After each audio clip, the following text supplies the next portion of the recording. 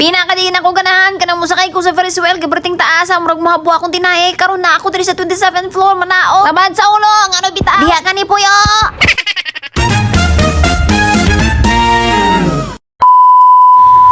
Aden malay bus babae nga lagawon. Hello mga kanigrense, mga kaate nami vlog dyan. So for today's video guys, kamanaog kita gikan diri sa 27th floor. Pinakataas, isa sa mga pinakataas nga building diri sa Cebu City. So yun guys, muna ang view dire. O diba, napaka-nindot, napaka-nami, napaka-shiny, shimmering, shining broom stars.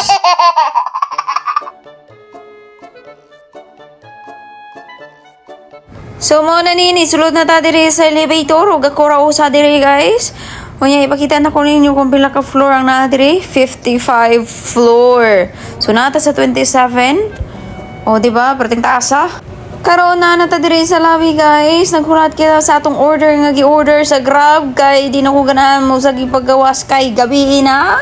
Unya kay pagawas na ko sa lobby, nag-ana na ang Grab nga na daw siya sa tubangan sa 7-Eleven ug wa na gid ko ka video. Kini akong gi-order nga mga inasal ug wala na ko na videohan ang akong pagkaon kay mao na ang iyang leftover. O di ba? Mao ri ang view diri sa akong bintana, di ba? Nindot kayo. O maka-relaxing, karang stress ka, muling lingkod ra ka diri makita nimo ang bridge nga naay mga siga-siga o makita sa nimo ang New Star o ang SM Seaside o diba bongga. Sana all. Guys, suma naman tagkaon sa pamayatong buhaton nga di man ta gawas basta gabi na. So diri ta maglingkod-lingkod maginusara nga murag ambot mingaw. Guys, maro daw itong video kay mapuhuay na ko kay ugma sayo naman po ko mo adto dito sa VFS unya karon kay perti maging taba kay daghang maging muagi-agi diya sa highway sa hallway diya mga bataa. Ngani guys, God bless na lang, good night sa inyong tanan, bye bye.